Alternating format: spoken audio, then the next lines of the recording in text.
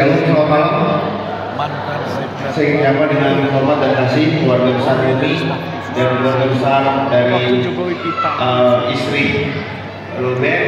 Sebagai perkenalan, jadi mempelai pria di sini Ruben telah bekerja dengan saya kurang lebih 2 tahun.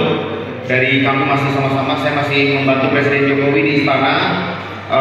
Ruben ini membantu saya keluar masuk istana. Jadi banyak sekali menjadi saksi rapat-rapat penting yang tidak bisa diposting di media sosial, tapi diskusi-diskusi di belakang layar Ruben terlibat. Kemudian penugasan dari Presiden saat ini kami ditugaskan di area peragam bebas BP Batam, juga masih dibantu oleh Pak Ruben, ya, yang malam ini dengan bahagia kita bisa melihat, saya sendiri bisa melihat telah menikah dan mengambil tanggung jawab yang besar sebagai kepala rumah tangga. Mungkin sedikit testimoni terkait Ruben. Beliau ketika ingin bekerja di saya, itu dia determinasinya tuh sangat kuat. Dari dia mengejar interview bahkan di mobil jauh-jauh dari Bekasi, Cikarang untuk bisa ketemu dan bisa diwawancarai oleh saya. Di situ saya melihat kualitas, konsistensi kerja kerasnya yang harus diberikan apresiasi dibandingkan dengan kapasitas. Karena kalau orang sudah punya integritas, orang sudah bekerja keras, maka masalah kapasitas atau masalah pengetahuan bisa diasah, bisa ditambah.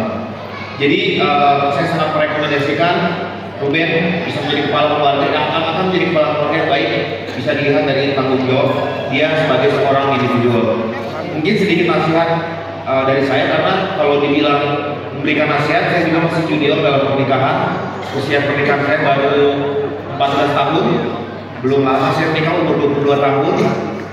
Jadi usia pernikahan saya sudah 14 tahun. Malam ini keluarga saya dibagi dua karena ada pernikahan lain yang harus dihadiri, sehingga saya bertugas di sini. Keluarga saya tempat lain.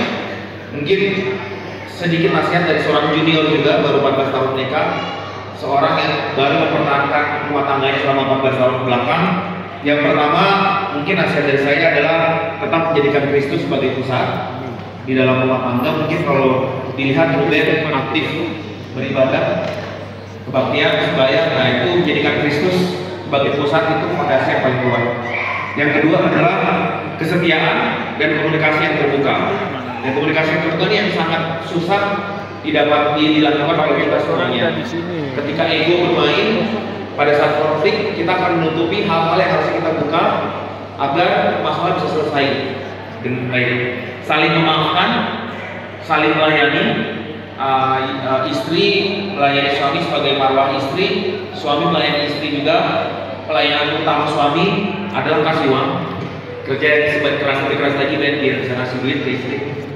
Jadi itu utama. Kalau begitu ekonomi rontok sedikit, kurang duit, itu biasanya konflik-konflik turunan akan ikut gitu. Kemudian pertumbuhan iman, perlindungan Tuhan, dan yang paling utama menjadi teladan. Menjadi teladan ini juga bukan jaim. Jadi saya selalu nasihat tim saya, termasuk Ruben, menjadi teladan itu bukan berarti kita palsu. Palsu artinya pengen terlihat sempurna, pengen terlihat paling suci, pengen terlihat paling Kristen. Sebenarnya jadi teladan itu menjadi diri sendiri yang terbaik. Dan biarlah orang yang melihat kita dari bawahnya kita, bukan kita yang sibuk membranding dan membincang kita sebagai seorang yang sempurna. Karena yang perlu diingat bahwa tidak ada manusia yang sempurna, baik Ruben ke istri maupun istri ke Ruben, tidak ada yang sempurna. Semuanya penuh dengan kekurangan, kelemahan.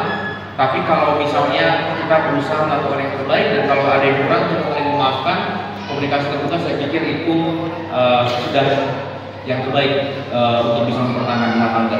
Jadi mungkin itu sedikit nasihat dari saya. Salam juga dari keluarga saya, dari istri, anak-anak yang tidak bisa hadir malam ini. Semoga di lain waktu bisa ketemu, bisa main bareng. Dan buat Ruben ditunggu segera, jangan lama-lama honeymoonnya, karena tugas negara banyak. Banyak yang harus dikerjakan. Jadi kita sampai bertemu di pekerjaan nanti. Selamat dan semoga berbahagia selalu. Terima kasih, Tuhan Yesus memberkati. Shalom, selamat malam. Kita berikan tepuk tangan.